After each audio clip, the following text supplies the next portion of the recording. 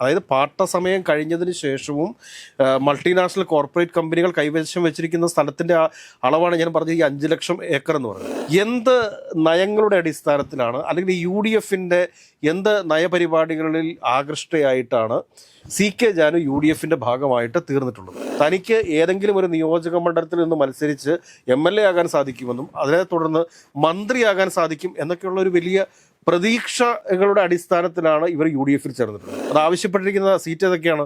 ഒന്ന് മാനന്തവാടിയും അതോടൊപ്പം തന്നെ ബാലുശ്ശേരിയുമാണ്.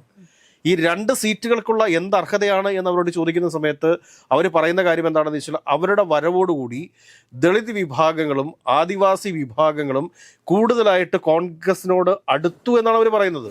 അവരിൽ ആരെങ്കിലും കുറച്ചു പണം വാഗ്ദാനം നൽകിയാൽ CK ജാനു UDFിൻ്റെ തലയ്ക്കൽ അടി കൊടുക്കാൻ വേണ്ടിയിട്ട് UDF വിടുന്നു എന്നുള്ളൊരു പ്രഖ്യാപനം നടത്തി കഴിഞ്ഞാൽ UDF എന്ത് ചെയ്യും?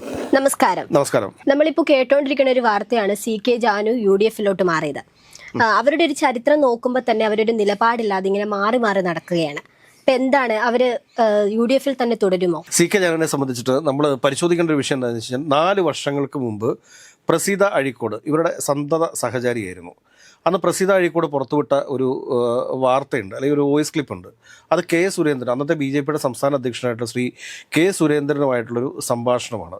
നമുക്ക് ആ സംഭാഷണം ഒന്ന് കേൾക്കാം. അത് കേട്ടതിന് ശേഷം നമുക്ക് ചർച്ചയിലേക്ക് വരുന്നതായിരിക്കും ഉചിതം എന്നെനിക്ക് തോന്നുന്നു. ഹലോ സാർ, നമ്മൾ പിന്നെ ഞാൻ ഇന്നലെ ഒരു കാര്യം പറഞ്ഞായിരുന്നില്ലേ സാറിനോട്? ഇപ്പോ ചേച്ചി ഇന്നലെ 10 കോടി എന്നൊക്കെ പറഞ്ഞത് അത് നമുക്ക് ഉൾക്കൊള്ളാൻ പറ്റാത്തതാണ്, സാറിന് ഉൾക്കൊള്ളാൻ പറ്റാത്തതെന്നൊക്കെ നമുക്കറിയാം. നിലവില് ഇപ്പോ ഞാൻ കാര്യം തുറന്നു പറയാം സാറിനോട്. നമ്മൾ അവിടെ നിന്ന് ഇങ്ങോട്ടേക്ക് വരുന്ന വഴിയിൽ നമ്മൾ ഇതിനെക്കുറിച്ച് ചർച്ച ചെയ്തു. കാരണം സാർ പറഞ്ഞത് നമുക്ക് ഉൾക്കൊള്ളാൻ പറ്റിയിട്ടുണ്ട്, അവർക്ക് അത് ആദ്യം ഉൾക്കൊള്ളാൻ പറ്റിയില്ല. പിന്നെ അവരൊരു പൊടിവാശിയൊക്കെ പിടിച്ചു. പിന്നെ അവർ ലാസ്റ്റ് ടൈം ഒരു കാര്യം പറഞ്ഞു. അവർ മുമ്പ് ഈ CPMൽ ഇത് ഉണ്ടായ സമയത്ത്, അതായത് നമ്മൾ ആ ഒരു സാധാരണ സമയത്ത് അവർ ആരുടെയൊക്കെയോ കുറച്ച് കാശൊക്കെ വാങ്ങിച്ചിട്ടുണ്ടെന്നാണ് പറയുന്നത്. അപ്പോൾ ആ കാശ് കൊടുക്കാതെ എനിക്ക് NDAയുടെ ഭാഗമായിട്ട് വന്നാൽ അവർ പ്രശ്നങ്ങളും മറ്റും ഉണ്ടാക്കും. അപ്പോൾ എനിക്കിപ്പോൾ ഒരു 10 ലക്ഷം രൂപ എനിക്ക് വേണം എന്നാണ് അവർ പറയുന്നത്. ഇതിൽ നമുക്കൊരു റോളും ഇല്ല. അപ്പോൾ അത് അവർക്ക് കൊടുക്കുകയാണെങ്കിൽ ഈ 7-ാം തീയതിത്തെ പിന്നെ അമിത്ഷയുടെ മീറ്റിംഗ് തുടങ്ങി, പരിപാടി തുടങ്ങി അവർ സജീവമായിട്ട് രംഗത്തുണ്ടാകും. പിന്നെ ബത്തേരി സീറ്റ്, പിന്നെ ബാക്കി പറഞ്ഞ കാര്യങ്ങൾ, ബത്തേരി അവർക്ക് മത്സരിക്കേണ്ട ഒരു സീറ്റും, നമുക്ക് വേറെ സീറ്റൊന്നും വേണ്ട. പിന്നെ എന്താന്ന് ഇത് പറഞ്ഞില്ല, പോസ്റ്റ് പറഞ്ഞത് ഇലക്ഷൻ കഴിഞ്ഞിട്ട്, അതൊക്കെ നമ്മൾ പറഞ്ഞ് റെഡിയാക്കി അവരോട്. അതൊക്കെ അങ്ങനെ പറ്റൂലൂ. അവരൊന്ന് നമ്മളൊരു 3 മണിക്ക് ശേഷമാണ് അവിടെ ഇങ്ങോട്ട് വിട്ടത്, കാര്യങ്ങൾ പറഞ്ഞ് മനസ്സിലാക്കിയിട്ട്. അപ്പോൾ ഈ ക്യാഷിന്റെ കാര്യം സാറിന് എങ്ങനെയാണ് ഡീൽ ചെയ്യാൻ പറ്റുന്നത് വെച്ചാൽ ചെയ്തോ. അവർക്ക് ഡയറക്റ്റ് കൊടുക്കാൻ പറ്റുമെങ്കിൽ അത്രയും നല്ലത്, അല്ലെങ്കിൽ പിന്നെ എന്താണോ ചെയ്യാൻ പറ്റുന്നത് ചെയ്യാം. പിന്നെ നമ്മുടെ ഒരു കാര്യം കൂടി തുറന്നു പറയാം. അപ്പോൾ കുറേ ദിവസമായി ഇതിൻ്റെ വഴി ഇങ്ങനെ ഓടി നടക്കാം, 5 പൈസ കയ്യിലില്ല. അപ്പോൾ ആ ഒരു സ്റ്റാർട്ടിങ്ങിൻ്റെ നമ്മളൊരു പ്രശ്നങ്ങളുണ്ട് ഇപ്പോൾ ഉള്ളതിൽ. അല്ല നമുക്ക് എന്തെങ്കിലും അപ്പോൾ നമുക്ക് എന്തെങ്കിലും കുറച്ച് പൈസ കൂടി നമുക്ക് തരണം. കാരണം നമ്മുടെ പാർട്ടിയുടെ വർക്കിനാണ്, അല്ലാതെ പേഴ്സണലി അല്ല പറയുന്നത്. അപ്പോൾ അതൊരു സാറിന് തോന്നുന്ന ഇതിൽ അതെന്താണ് സാർ പറഞ്ഞു, നമ്മൾ എവിടെയാണ് വരേണ്ടത്? അതിൽ മുന്നേ കൊടുക്കുകയാണെങ്കിൽ അതാണ് നല്ലതെന്നാണ് അവർ പറഞ്ഞത്. 7-ാം തീയതി 6-ാം തീയതി വന്നോട്ടെ, 6-ാം തീയതി ഞാൻ നേരിട്ട് കൈ കൊടുക്കാം, നിങ്ങളത് വന്നോ. അപ്പൊ പിന്നെ 7-ാം തീയതി വന്നാൽ മതി. അല്ലെങ്കിൽ പിന്നെ അതിന് ശേഷം ഈ പൈസ ഡീലിങ് ഇലക്ഷൻ ടൈമിൽ അങ്ങോട്ടും ഇങ്ങോട്ടും കൊണ്ടുനടക്കലൊന്നും നടക്കില്ല. അല്ല, ഒരു സാർ ഒരു കാര്യം കൂടി ഞാൻ അതിൻ്റെ അടുത്ത് പറയാം. 6-ാം തീയതി അങ്ങനെയാണെങ്കിൽ നമ്മൾ പത്രസമ്മേളനം വിളിക്കാം എന്നാണ് വിചാരിക്കുന്നത്. 6-ാം തീയതി രാവിലെ വന്നോ, ഞാൻ പൈസ അങ്ങനെ അതാണ് വിചാരിക്കുന്നത്. അങ്ങനെയാണെങ്കിൽ 7-ാം തീയതി നമുക്ക് അങ്ങോട്ട് കയറാമല്ലോ, എറണാകുളത്ത് വെച്ചിട്ട് തന്നെ പത്രസമ്മേളനം വിളിക്കാം. അല്ല, 6-ാം തീയതി തിരുവനന്തപുരത്ത് വന്നിട്ട് ഒരു ദിവസം സ്റ്റേ ചെയ്താൽ മതി. അവിടെ തന്നെ ഞങ്ങളൊക്കെ 6-ാം തീയതി തിരുവനന്തപുരത്ത്. ഓ അതെയോ, എന്നാ അവിടെ നിന്ന് തന്നെ എന്നാല് നമുക്ക് പിന്നെ പ്രസ് ക്ലബ് മീറ്റിംഗ് വിളിക്കാലോ അല്ലേ? രാവിലെ എത്തിക്കോളൂ. ആയിക്കോട്ടെ. അപ്പോൾ ഓക്കെ, ശരി. അപ്പോൾ നമ്മൾ ഈ വോയിസ് കേട്ടതിൽ നിന്ന് നമുക്ക് കൃത്യമായിട്ടൊരു കാര്യം മനസ്സിലാകുന്നത് എന്താണ് എന്ന് ചോദിച്ചു കഴിഞ്ഞാൽ, ഒരു ഫിനാൻഷ്യൽ നെഗോഷിയേഷനാണ് ഈ പ്രസീത അഴീക്കോടും അതോടൊപ്പം തന്നെ ഈ കെ സുരേന്ദ്രനുമായിട്ട് നടന്നുകൊണ്ടിരിക്കുന്നത്. ആദ്യം ഇവർ കെ സുരേന്ദ്രനോട് ആവശ്യപ്പെട്ടിരുന്നത് 10 കോടി രൂപയാണ്. അപ്പോൾ ആ 10 കോടി രൂപയൊന്നും നൽകാനായിട്ട് സാധിക്കില്ല എന്ന് കെ സുരേന്ദ്രൻ പറഞ്ഞതോടു കൂടിയിട്ടാണ് അവർ പിന്നെ അത് നടക്കുന്ന ഈ സംഭാഷണങ്ങളിൽ നിന്ന് ബാക്കി എല്ലാ കാര്യങ്ങളും കൃത്യമായിട്ട് വ്യക്തമാകുന്ന ഒരു കാര്യമാണ്. അത് കഴിഞ്ഞതിന് ശേഷം പിന്നീട് നമുക്കറിയാം കുറച്ച് കാലങ്ങൾക്ക് മുമ്പ് അവർ NDA വിടുന്നു എന്നുള്ളൊരു വാർത്ത ഇവിടെ സൃഷ്ടിച്ചിരുന്നു. മുത്തങ്ങ സമരത്തിലൂടെയാണ് ഈ CK ജാനുവും ഗീതാനന്ദനും ഒക്കെ കേരളത്തിൽ അറിയപ്പെട്ടു തുടങ്ങുന്നത്. കാരണം ആദിവാസികളുടെ ഭൂപ്രശ്നം പരിഹരിക്കാൻ വേണ്ടിയിട്ട് മുത്തങ്ങ സമരത്തിനോ അല്ലെങ്കിൽ കുടിൽക്കട്ടൽ സമരത്തിനോ ഒക്കെ സാധിച്ചിട്ടുണ്ടോ എന്ന് ചോദിച്ചു കഴിഞ്ഞാൽ ഇല്ല എന്നുള്ളൊരു മറുപടിയാണ് നമുക്കിപ്പോഴും പറയാൻ വേണ്ടിയിട്ട് സാധിക്കുന്നത്. കാരണം CK ജാനുവൊക്കെ UDF പ്രവേശനം നടത്തുന്നതിന് മുമ്പായിട്ട് UDFൽ നിന്ന് വാങ്ങേണ്ടിയിരുന്ന ഒരു ഉറപ്പുണ്ടായിരുന്നു. അതായത് സംസ്ഥാനത്ത് ഏകദേശം 5 ലക്ഷത്തോളം ഏക്കർ ഭൂമി അത് വമ്പൻ കോർപ്പറേറ്റ് കമ്പനികളുടെ കൈവശം ഇരിപ്പുണ്ട്. ആ കോർപ്പറേറ്റ് കമ്പനികളുടെ കൈവശം ഇരിക്കുന്ന ഈ 5 ലക്ഷം ഏക്കർ ഭൂമിയിൽ നിന്ന് ഒരു 20,000 ഏക്കർ സ്ഥലം സർക്കാർ തിരിച്ചെടുത്തു കഴിഞ്ഞാൽ, അതായത് പാട്ടസമയം കഴിഞ്ഞതിന് ശേഷവും മൾട്ടിനാഷണൽ കോർപ്പറേറ്റ് കമ്പനികൾ കൈവശം വെച്ചിരിക്കുന്ന സ്ഥലത്തിന്റെ അളവാണ് ഞാൻ പറഞ്ഞത് ഈ 5 ലക്ഷം ഏക്കർ എന്ന് പറയുന്നത്. ഇതിനകത്തൊരു 20,000 ഏക്കറെങ്കിലും തിരിച്ചെടുത്ത് ഈ കേരളത്തിലെ ആദിവാസി സമൂഹത്തിന് വേണ്ടിയിട്ട് അവർക്ക് കൃഷി ചെയ്യാൻ വേണ്ടിയിട്ട് അവർക്ക് വീട് വെക്കാൻ വേണ്ടിയിട്ട് നൽകും എന്നുള്ള ഒരു ഉറപ്പ് വാങ്ങിയതിന് ശേഷമാണ് CK ജാനു UDFന്റെ ഭാഗമായിട്ട് മാറിയിരുന്നത് എങ്കിൽ CK ജാനുവിനെ കേരളത്തിലെ ആദിവാസി സമൂഹവും ദളിത് സമൂഹവും പട്ടികജാതി സമൂഹവും ഒക്കെ അംഗീകരിച്ചേനെ. പക്ഷെ ഇതിവിടെ സംഭവിച്ചിരിക്കുന്നത് എന്താണ്? എന്ത് നയങ്ങളുടെ അടിസ്ഥാനത്തിലാണ് അല്ലെങ്കിൽ UDFന്റെ എന്ത് നയപരിപാടികളിൽ ആകൃഷ്ടയായിട്ടാണ് CK ജാനു UDFന്റെ ഭാഗമായിട്ട് തീർന്നിട്ടുള്ളത്? UDF ആണ് കൂടുതലായിട്ടും പട്ടികജാതിക്കാരെയും ആദിവാസികൾക്കും വേണ്ടിയിട്ട് ഒരുപാട് കാര്യങ്ങൾ ചെയ്തിട്ടുള്ളത് എന്ന് CK ജാനു പറയുന്ന സമയത്ത് CK ജാനു ഒരു കാര്യം ആലോചിക്കണം. AK ആന്റണി സർക്കാരിന്റെ കാലഘട്ടത്തിലാണ് മുത്തങ്ങയിൽ വെടിവെപ്പ് നടന്നിട്ടുള്ളത്.